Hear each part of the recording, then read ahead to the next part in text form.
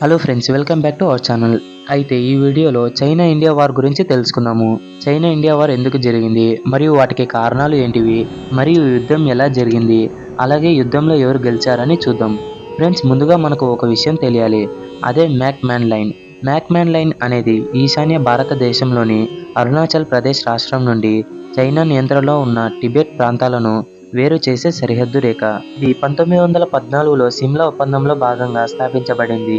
అయితే మెక్‌మ్యాన్ లైన్‌ను British సంధానకర్త henry McMahon పేరు పెట్టారు, కానీ చైనా దానిని ఒప్పుకునేది కాదు. 1962 నాటి చైనా-ఇండియన్ యుద్ధం హిమాలయ ప్రాంతంలోని ప్రదేశాల వివాదంపై చైనా మరియు ఇండియా గొడవ పడేది. యుద్ధానికి ప్రధాన కారణం రెండు దేశాల మధ్య సరిహద్దు విషయంలో, మరియు అలానే ఇంకొన్ని కారణాలు ఈ రెండిటి మధ్య యుద్ధానికి ప్రేరేపించాయి.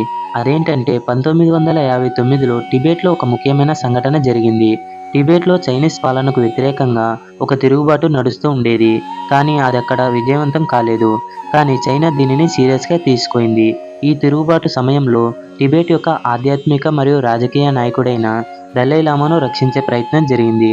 అలా దలైలామా మరియు అనేక మంది టిబెటిన్ అధికారులు మరియు అనుచరులతో కలిసి ఆశ్రమం పొందేందుకు భారతదేశానికి పారిపోయారు. అలా చైనా మరియు భారతదేశం మధ్య ఉద్రిక్తతలు మరింత పెరగడానికి దారితీసింది. అలా భారతదేశంలో దలైలామా ఉండటం మరియు దలైలామాకు భారతదేశం ఆతిథ్యమివ్వడాన్ని చైనా అవమానంగా భావించింది. మరియు ఇంకొక కారణం చూస్తే దేశీయ ఒత్తిళ్లు. ఇక్కడ చైనా మరియు భారతదేశం రెండిటిలోనూ సరిహద్దు సమస్యపై వారి స్థానాల రాజకీయాలు ఒత్తిళ్లు ఉన్నాయి. అక్కడ చైనా నాయకుడు మావో చెడాంగ్ అంతర్గత సవాళ్లను ఎదుర్కొన్నాడు మరియు సరిహద్దుల్లో బలాన్ని ప్రదర్శించడానికి దేశాన్ని ఏకం చేయడానికి ఒక మార్గంగా భావించబడింది. మరియు క్లియర్ డెమోక్రసీ లేకపోవడం. హిమాలయ ప్రాంతంలో చైనా మరియు భారతదేశం మధ్య స్పష్టమైన సరిహద్దు లేకపోవడం వివాదానికి మరింత ఆజ్యం పోసింది. ఇలా వివిధ అంశాల వల్ల యుద్ధం మొదలయ్యింది. అయితే ఇప్పుడు యుద్ధం ఎలా జరిగిందని చూద్దాం. ముందుగా యుద్ధం ఎలా జరిగిందని చెప్పాలంటే అసలు ఇండియా ఎన్ని సవాళ్లు ఎదుర్కొందని తెలియాలి. ముందుగా ల్యాక్ ఆఫ్ ప్రిపేర్డ్నెస్, అంటే ప్రిపేర్గా లేకపోవడం. భారత సైన్యం యుద్ధానికి పూర్తిగా సిద్ధంగా లేదు. పరికరాలు మరియు శిక్షణ మరియు ఆయుధాల పరంగా లోపాలు ఉన్నాయి. మనకు తెలుసు, మామూలుగానే ఆర్మీ ట్రైనింగ్ ఎంత కష్టంగా ఉంటుందో, అలాంటిది అప్పట్లో అసలు శిక్షణ లేదంటే మీకు అర్థమయ్యే ఉంటుంది ఇండియా ఎంత వీక్గా ఉందో. మరియు యుద్ధం చేయాల్సింది హిమాలయ ప్రాంతంలో. సో కఠినమైన భూభాగం భారత దళాలకు రవాణా మరియు కార్యాచరణ ఇబ్బందులను తెచ్చిపెట్టింది. సో మన వాళ్లకు అక్కడ కూడా ఒక మైనస్ పాయింట్గా ఎదురయ్యింది.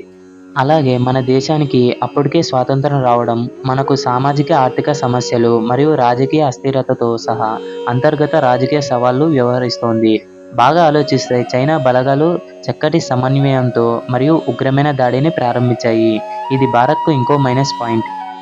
సో యుద్ధంలో భారత్ ఓడిపోవలసి వచ్చింది. అలా యుద్ధం నవంబర్ 20, 1962న చైనా ఏకపక్ష కాల్పుల విరమణతో ముగిసింది.